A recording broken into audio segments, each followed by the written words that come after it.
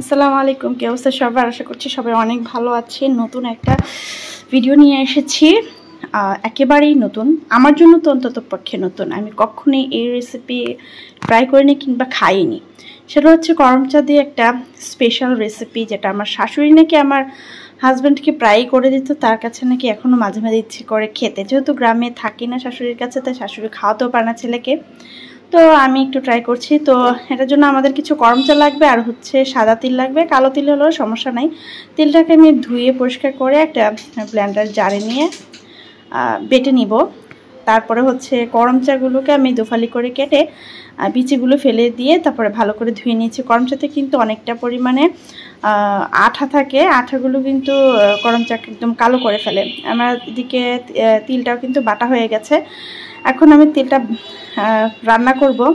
তো আমি এখানে ফোড়ন দিয়েছি একটা শুকনো মরিচ আর হাফ চামচ কালো জিরা ফোড়ন দিয়ে, তারপরে পেঁয়াজ দিয়ে ভেজে নিচ্ছি।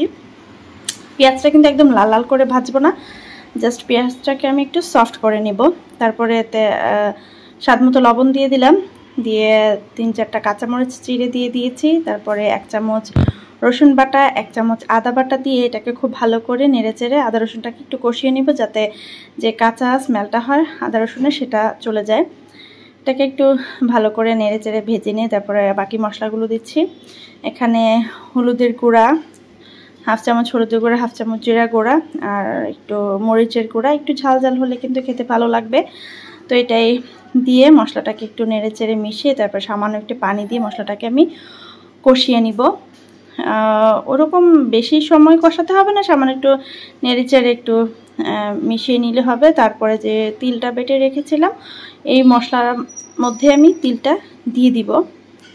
তিলটাকে আমি একটু পানি পানি করে বেটেছি, কারণ তিলটা এমনিতেও কষানোর জন্য অনেকটা আলাদা পানি দিতে হবে, তাই আমি ভাবলাম একদম বাটার সময় পানিটা দিয়েই বেটে ফেলি। এখন আমি সব কিছু নেড়েচেড়ে মিশিয়ে এখন আমি এটাকে খুব ভালো করে রান্না করতে থাকবো। একদম শুকনো শুকনো করে ফেলবো যতক্ষণ না তেল ছেড়ে দিচ্ছে। এই পর্যায়ে যখন তেলটা ছেড়ে দিচ্ছে, এখন আমি এখানে দিয়ে দিচ্ছি করম চাগুলো, কেটে রাখা করম চা। করম চা কিন্তু বেশ একটা টক ফল। কাঁচা নাকি এটা টক রান্না করে খায় আর এভাবে রান্না করে খায় আমি কখনো খাইনি। পাকা করম চা আমি খাইনি। আমি আসলে করম চা খেতে কেমন সেটাও জানি না, জাস্ট এটা জানি করম চা অনেক টক হয়। এই তো আমার রান্না কিন্তু অনেকটাই হয়ে গেছে। প্রায় যখন রান্নাটা হয়ে আসবে সেই পর্যায়ে করম চাটা দিতে হবে। বেশি আগে দিলে কিন্তু করম চা গলে যাবে, বেশি টক হয়ে যাবে। এখন সব কিছু নেড়েচেড়ে মিশিয়ে কাঁচামরিচ ধনেপাতা দিয়ে নামিয়ে নিলেও কিন্তু রান্না হয়ে যাবে। তো আপনারা চাইলে এখানে যদি করম চা বেশি দিয়ে দেন, যদি টকটা বেশি মনে হয়, তো সেই ক্ষেত্রে টকটা ব্যালেন্স করার জন্য হাফ চামচ চিনি দিতে পারেন। এতে স্বাদটা কিন্তু বাড়বে, টক আর মিষ্টির একটা ব্যালেন্স হবে। তো আমার রান্না তো প্রায় কমপ্লিট হয়ে গেছে। এখন আমি ফার্স্ট টাইম তিল দিয়ে করম চা যে রান্না করেছি সেটা একটু টেস্ট করে দেখবো আসলে খেতে কেমন হয়, যেহেতু আমি আগে কখনো খাইনি বা আমাদের বাড়িতে দাদু আম্মু কখনো তারা রান্না করেছে কিনা সেটাও আমি দেখিনি। তো এই তো আমি রান্না করে নিয়ে এসেছি, নিয়ে এসে এখন খাওয়ার পালা। গরম গরম ভাতে সামান্য একটু লেবু চেপে নিয়েছি, নিয়ে করম চাটা তিল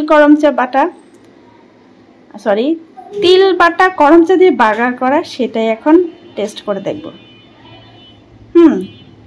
বেশ ভালো খেতে, অন্যরকম একটা স্বাদ, অন্যরকম একটা ডিশ।